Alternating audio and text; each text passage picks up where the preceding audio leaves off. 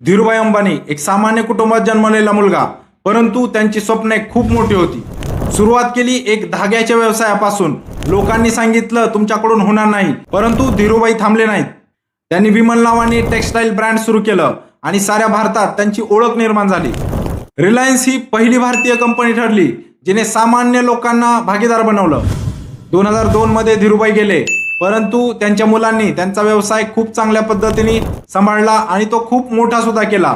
विशेषतः मुकेश अंबानी यांनी 2016 मध्ये जिओ लॉन्च झालं आणि भारतातील प्रत्येक व्यक्तीच्या हातात मोबाईल आला.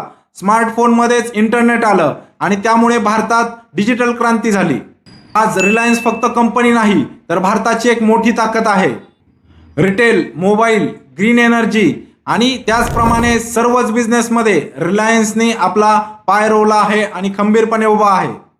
मित्रांनो, रिलायन्स आपल्याला शिकवते जर मोठं व्हायचं असेल तर धैर्य लागतं.